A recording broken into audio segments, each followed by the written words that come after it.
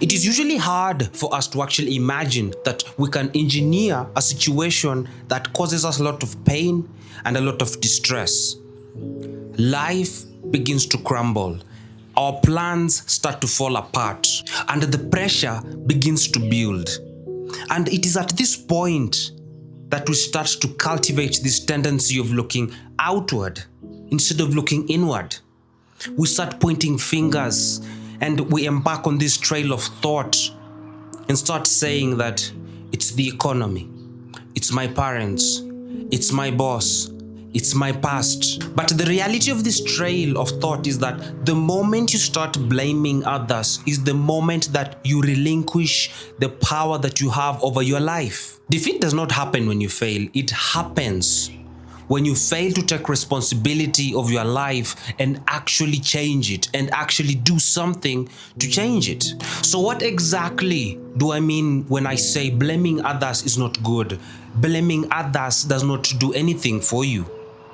I have to admit that blaming others at the moment that you're doing it seems very good. It protects your ego. It seems like it's the best thing you can do for yourself. But going forward, when you actually look at the bigger picture, it keeps you stuck at one point in time. Because as long as you believe you are in a position because of someone else, you will not make any strategies or you will not make any moves to get yourself out of it. There's actually something very fascinating that happens to our mind the moment we start to embark on this trail of thought of blaming others or on this pattern of blaming others.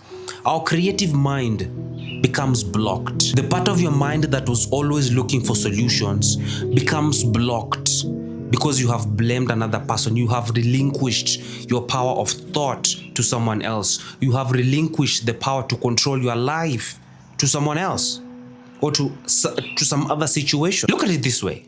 If someone else is responsible for your problems or you have blamed them, do you have to wait for them to actually fix it? Waiting for this person, waiting for this situation to change, it spells disaster for your life because you remain stuck. You don't move. You've relinquished your freedom. You have essentially just created a prison for yourself and sentenced yourself as well. So in short, what I'm actually trying to say is that the blame game is such a dangerous game that sometimes we don't see. Because when you put your future in someone else's hands, you cease to control it. So you'll keep waiting for them to actually make an act so that you can actually move forward, for them to react so that you can actually move forward. So how exactly can you change this mindset? How can you shift this mindset so that you can start to actually take control of your life and actually steer it to the way you want it to go? If you want to actually take control of your life, start by owning up everything. The good, the bad, the ugly, all of it. Every messy thing and every good thing. Take ownership of them. You have lost an opportunity, correct? Reflect on it, learn from it, move forward with a lot of knowledge in your head. Your business has failed, right? Figure out what went wrong. Figure out what can you do best, what else can you do to improve this business, and then move ahead or move forward with your plans, knowing that I need to try to do this better. A relationship may have ended for you and you feel very hurt. Heal, grow, and refuse to let that relationship actually define your entire existence. The reality is that the moment you stop blaming others, you regain control of your life. You regain the steering wheel of your life because now the solution is in your hands. You either go right or you go left or you keep on moving forward. Because every loss whispers a lesson to you. Every setback offers you a seed for your next comeback.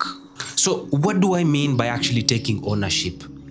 By taking ownership, I don't mean that you have to actually feel guilty. What I mean is taking ownership is about actually gaining the power over your life, gaining the power over how you want to steer your life ahead. When you take ownership, you stop waiting for change. You become the change. When you take this ownership, you stop waiting for someone to actually rescue you. You become your own savior. And truth be told, most people are just trying to fix their own lives, and they're too busy with their own lives, their own messy lives, to actually come and fix yours. So you waiting on them puts your life on pause. You are not a victim of your circumstances. You are an architect of your life. So your future starts today. Take back the pen and start writing a new chapter, your own new